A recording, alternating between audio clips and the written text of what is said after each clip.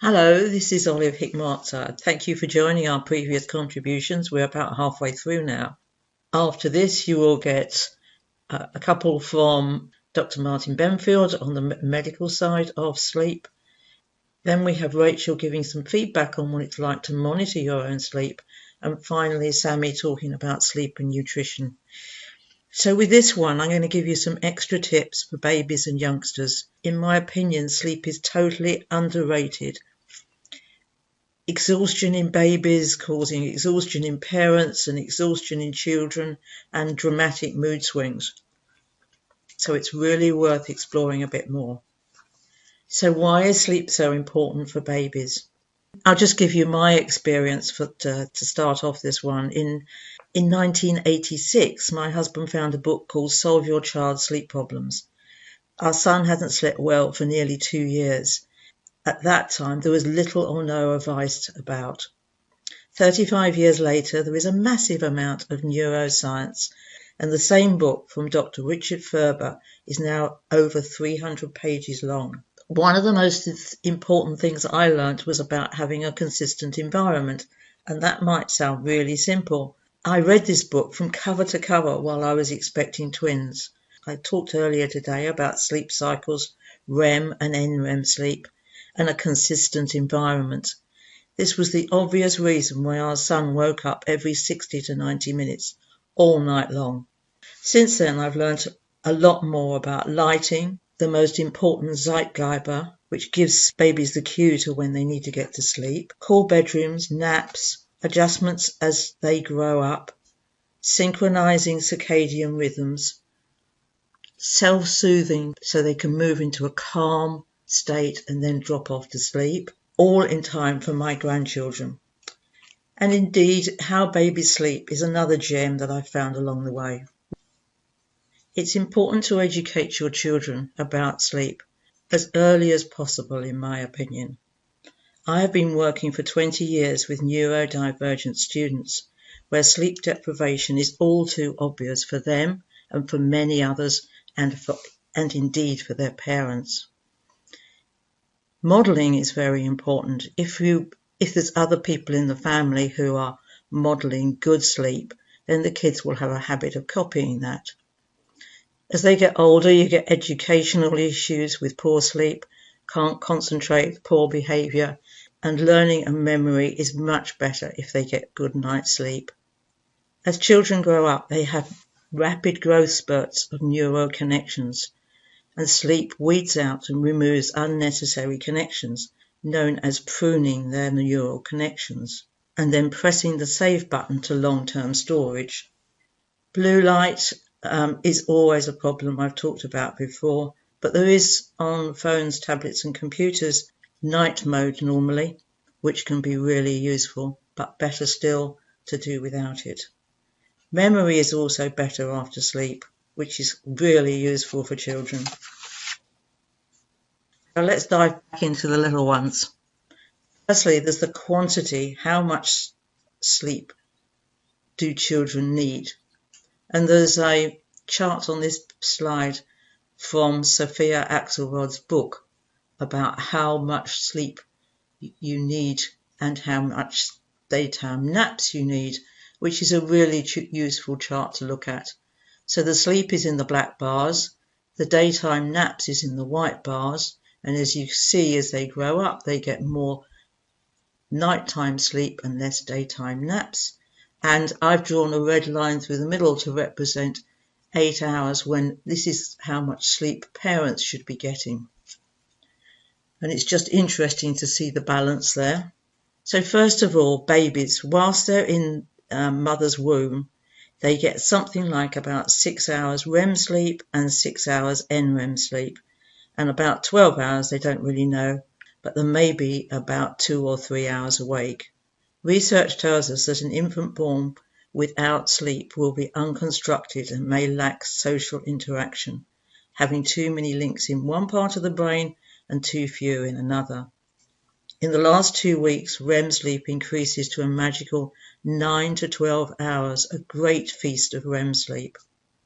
The newborn baby is sleeping for something like 16 to 18 hours a day, as a mixture of nighttime sleep and daytime sleep. An infant 4 to 11 months old is having something like 12 to 15 hours. This is where they've got another major developmental growth in neural pathways. At 3 to 4 months, a rhythm takes over from the polyphasic sleep, where children are sleeping and then waking. And at 6 months, it's about 50-50 NREM sleep. Babies put in a slightly cooler room will be able to sleep better. Then we move on to toddlers, 11 to 12 months. So at about a year, their circadian rhythm has been established. And it's ideal, of course, if their circadian rhythm is synchronized with the parent's circadian rhythm. Preschool children were up to 11 to 12 hours per day, and school-age children 9 to 11 hours per day. Also, there are a lot of sleep spindles for consolidation and coordination. A great example of sleep spindles is when they start to walk, as these are waves of synchronized integration. Learning to walk, they've tried to walk and they've tried to walk and they've watched other people, and quite suddenly they get it and they're off. And that's the result of a sleep spindle integrating and consolidating all their knowledge. So now moving on to teenagers, 9 to 10 hours per day, and their body clock may be slightly shifted at this period of time, and this makes it worse with the school day. If their body clock is shifting so that they're wanting to stay up later, if they're having to get up for school, then they're cutting off that valuable REM sleep. And again, synaptic pruning during adolescence is a major clear out. Cognitive thinking, reasoning, etc. is all improving. Brain becomes individualized based on the personalized use of its owner, so it becomes individualized to what they are really interested in. A different weekend and weekday timetable will upset your circadian rhythms, and getting a teenager out of bed is often a challenge, but that's depleting him of his REM sleep. They reckon that if you reduce your overall sleep time by 20%, that reduces your REM sleep by 60 to 90%. REM sleep is where you get integration of old information and new information and problem solving. So it's not ideal to be losing REM sleep. Adults, including older adults, need between 7 and 9 hours sleep, which is where the red line is. I just want to mention sleep deprivation and ADHD because it's something that I see a lot of. Symptoms strongly overlap between sleep deprivation and ADHD. All those things that you see of anxiety, hyperactivity, unfocused behavior. What is your child's behavior like after a disrupted sleep? I learnt this the hard way. No sleep shuts off their frontal cortex, which means anxiety isn't checked, whilst the brain's deepest emotional centres are overactive. The result is explosive behaviours the next day. This vital knowledge is not just for your child, but it's for you too. Breathing and snoring, of course, is important as well. And if you're breathing badly, then you're going to have disrupted sleep. Nighttime fears, vivid mental imagery. A lot of people with ADHD have very vivid mental imagery when they're awake or when they're asleep. And they quite often complain that their brain is on fire when they're trying to get to sleep. There is so much going on in their brain. And some of the techniques I've talked about before of grounding and breathing will be invaluable to get their brain to slow down a little bit. A sleepless night can trigger up to 30% rise in emotional stress levels. This is like an irrational pendulum and generates those volcanic moods. As sleep deprivation builds, it looks even more like ADHD, and the estimate is somewhere around 50%. Sleep deficit is extremely difficult to repay. You can't assume that you'll be able to catch up on sleep the next night. The techniques for improving a child's sleep are the same as we were talking about for adults, but with adjustments for how long they need to sleep at night and how many naps they need during the day. So make a schedule, track it, and stick to it.